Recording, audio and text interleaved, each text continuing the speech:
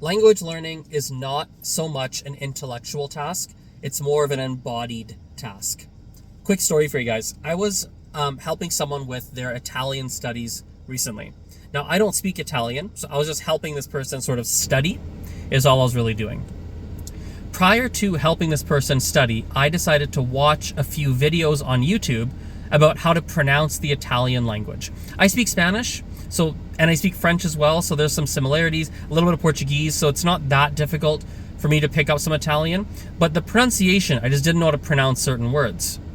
While I was watching these videos, something really interesting happened. I could feel my brain getting quite tired because I was treating learning some basic Italian as an intellectual task, a memorization-based task. I was trying to memorize all these pronunciation rules and trying to jam them into my brain. That just doesn't work all that well. And anyone who tries to learn a language purely by memorizing a whole bunch of information is probably going to have a very difficult time. And oh, by the way, most people, that is how they try to learn languages. They try just to memorize all this information and then remember it somehow like magic on the spot when they have to talk to someone. That doesn't work. You have to treat it like an embodied task. I'm sitting in a car right now, as you guys can see. You can't learn to drive a car by reading about it in a book. Sure, that helps you to an extent, but we actually have to drive the car. Language learning is very similar. You can read about grammar rules, do grammar exercises, do worksheets, use a textbook, use an app, yes, but then you have to go talk to real people. You have to do that.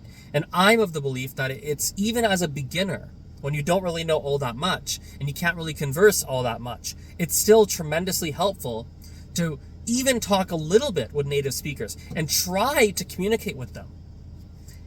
Like, honestly, I find it helps. I think that's one of the better approaches to going to learn a language. One of the better things to be doing.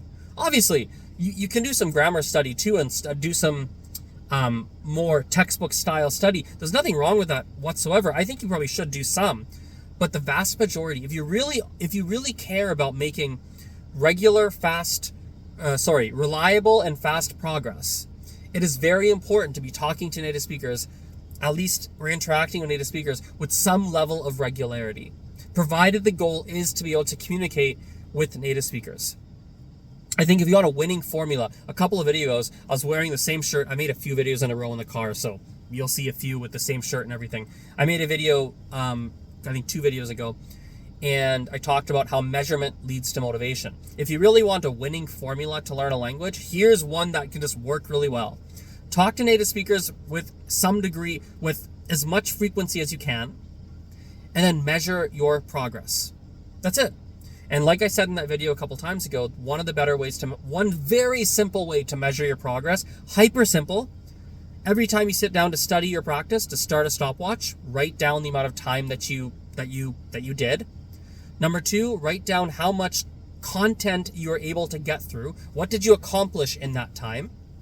And then number 3, try to gradually increase that over time. Gradually ramp that up to as much as you're willing to do. Once you hit a ceiling, once you're at a maximum, just maintain that maximum. Get a good streak going. Build up some momentum.